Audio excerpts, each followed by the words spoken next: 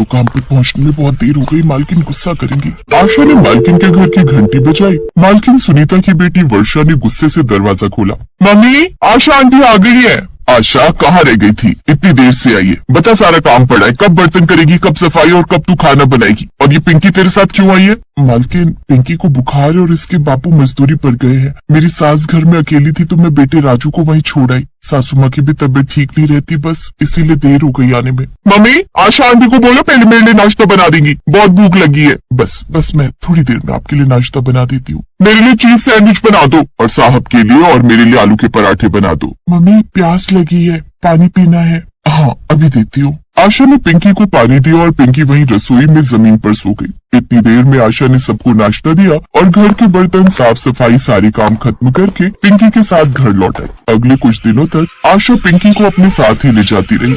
आशा, ये कब तक तुम्हारे साथ आएगी? इसकी तबीयत ठीक नहीं है, मुझे तो डर है कि कहीं इसकी तबीयत की वजह से वर्षा बीमार ना हो जाए। भाभी, अब तो इसकी तबीयत बिल्कुल ठीक है, कल से घर पर ही रहेगी। अगले दिन से पिंकी को आशा ने घर पर छोड़ दिया और रोजाना की तरह ही सुबह सुबह काम पर जाने लगी। आशा के पति का मजदूरी का काम छूट गया, इस वजह से घर में पैसों की दिक्कत हो गई। माँ जी, बच्चे सुबह से भूखे हैं, घर में खाने को कुछ भी नहीं है, अभी दोनों खेल रहे, मैं काम से थोड़े पैसे एडवांस लेती आऊंगी, फिर कुछ खाने का बना लूंगी। ठीक है बहू, जल्दी लौटना।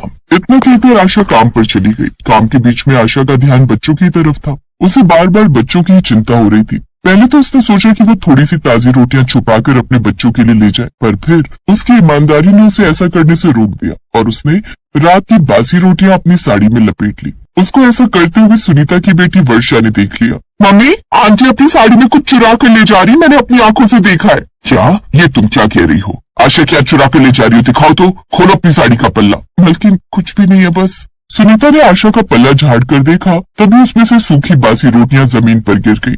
ये क्या है आशा, तुम रोटियां चुरा कर ले जा रही थी? मालकिन, मैं रोटियां चुरा कर नहीं ले जा रही थी, सूखी रोटियां गाय को डाल रही थी। आशा डर गई थी कि कहीं उसके ऐसा करने की वजह से मालकिन उसे काम से ना निकाल दे, इसलिए उसने झूठ बोलने में भलाई समझी।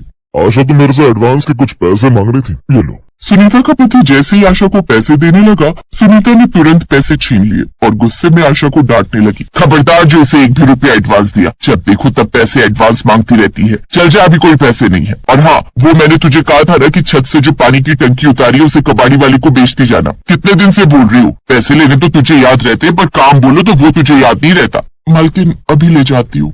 सुनीता, इतनी बड़ी टंकी अकेली आशा कैसे ले जाएगी? कुछ मजदूर बुला लेते हैं। जब इतने पैसे लेती है तो काम भी अकेले ही करेगी, जैसे मर्जी घसीटते हुए ले जाए। अरे बहुत पैसे लेती है काम के, इतना तो कर ही सकती है। सुनीता ने गरीब आशा पर कोई दया नहीं दिखाई। आशा की आंखों में आंसू थे। वो पानी की टंकी को घसीटते हुए धीरे धीरे कबाड़ी की दुकान तक ले गई, पर दुकान बंद थी। आशा टंकी घर ले आई, पर जैसे ही वो घर पहुंची उसका दिल दहल गया। सारा सामान घर का बाहर फेंका हुआ था और मकान मालिक उसके परिवार को धक्के देकर घर से निकाल रहा। ये मकान मैं किसी और को दे रहा हूँ ज्यादा दाम पर। अरे मुझे ज्यादा किराया मिलेगा तो भला मैं घाटे में क्यों रहूंगा? निकलो यहाँ से, अभी क्या भी निकलो। पिछले 2 महीने से तेरी बीवी को बोला हुआ था कि कहीं और कमरा ढूंढ ले, पर उसने मेरी नहीं सुनी। राजेश बाबू, आशा बस आती ही होगी, मुझे मजदूरी का काम मिल नहीं रहा, मुझे कुछ समय की मोहलत दे दीजिए, मैं जैसे ही मुझे काम मिलेगा आपके किराए के पैसे दे दूंगा। बिल्कुल नहीं, कल से मेरे नए किराएदार आ जाएंगे, मैंने उनसे एडवांस पैसे ले लिए। अभी की अभी यहाँ से इसी समय तुम चले जाओ, वरना मुझे जबरदस्ती करनी पड़ेगी। नहीं राजेश भाई साहब, ऐसा मत करो, मैं कल परसों तक आपको किराया दे दूंगी।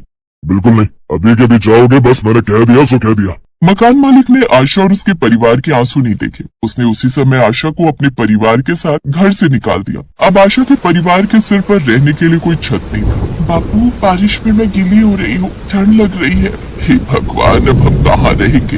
तुम दोनों को जल्दी ही कुछ करना होगा, वरना दोनों बच्चे बारिश में भीगकर बीमार पड़ जाएंगे। तभी आशा के मोबाइल पर उसकी मालकिन का फोन आ जाता है। हेलो आशा, पानी की टंकी बेच दी, कितने की बिकी? मालकिन, वो हेलो। बारिश की वजह से आशा का मोबाइल भीग गया था। खराब होने की वजह से मोबाइल में साफ आवाज नहीं आ रही थी। फोन कट जाता है। माँ जी, जब तक हमें कोई घर नहीं मिलता, आप बच्चों को लेकर इस पानी की टंकी के अंदर बैठ जाओ, कम से कम बारिश में भीगने से तो बच जाएंगे बच्चे। क्या कह रही हो बहू? मतलब अब हम गरीबों का पानी की टंकी में घर होगा? हमारे पास और कोई रास्ता नहीं है माँ जी, जब तक हमारे पास पैसे इकट्ठे नहीं हो जाते तब तक पानी की टंकी में ही हमें घर बनाकर रहना होगा। आशा के पास और कोई रास्ता नहीं था। उसने पानी की टंकी को काट कर दरवाजा बनाया और अंदर बैठने की जगह बनाई। उस रात बहुत बारिश हुई। आशा अपने पूरे परिवार के साथ बारी बारिश में पानी की टंकी में रात गुजारने लगी। अगले दिन आशा का पति मजदूरी का काम ढूंढने के लिए चला जाता है और आशा काम पर आ जाती है, पर आशा को एक और झूठ बोलना पड़ता है। आशा मालकिन से कहती है कि वो टंकी रास्ते में ही कोई उठाकर ले गया, जिस पर मालकिन और भी गुस्सा होती है। मतलब तेरा ध्यान नहीं पड़ा, इतनी बड़ी टंकी कोई उठाकर ले गया, जा अभी जाकर काम कर, मुझे गुस्सा मत दिला। मम्मी मुझे तो कुछ दाल में काला दिखाई देता है, कहीं ऐसा तो नहीं कि आशा आंटी ने टंकी कबाड़ी वाले को बेच दी और खुद पैसे रख लिए हो और आपको झूठ बोल दिया हो कि टंकी कोई उठाकर ले गया। मम्मी आप ना आशा आंटी का पीछा करो और उनके घर पर जाकर देखो, कहीं ऐसा तो नहीं हो और भी सामान इन्होंने हमारे घर से चुरा कर अपने घर पर रख लिया हो। तू ठीक कह रही है, मैं आज ही आशा का पीछा करती हूँ और इसके घर जाकर इसे रंगे हाथ पकड़ लूंगी। चल तू मेरे साथ। उस दिन जब आशा काम करके वापस घर पहुंची, और घर ही क्या, उस बेचारी का घर तो पानी की टूटी हुई टंकी था। सारा सच अनीता के सामने आ जाता है जब वो गरीब आशा को पानी की टंकी में घर बनाकर रहते हुए देखती है। बहू तेरी मालकिन ने कुछ कहा तो नहीं? नहीं माँ जी, मैंने उन्हें सच बता दिया कि हमारे पास रहने के लिए घर नहीं था, तो हम इस पानी की टंकी में घर बनाकर रहने लगे। ये सुनकर उन्होंने मुझे कुछ भी नहीं कहा, बिल्कुल भी नहीं डांटा। बस कुछ दिन की और बात है, जैसे ही पैसे जुड़ेंगे हम नया किराए का घर ढूंढ लेंगे माँ जी, तब तक हमें। आशा की गरीबी देखकर सुनीता की आंखें भर आई और वो टंकी के अंदर आ गई। आशा तुम्हें कहीं किराए का घर ढूंढने की जरूरत नहीं है। आशा मैंने तुम पर शक किया और तुम सच में कितनी मुश्किल में दिन काट रही हो, आज मैंने देख लिया। अब से तुम हमारे घर के पार्किंग एरिया में बने कमरे में रहोगी। चलिए माँ जी। सुनीता ने अपनी काम वाली आशा की मजबूरी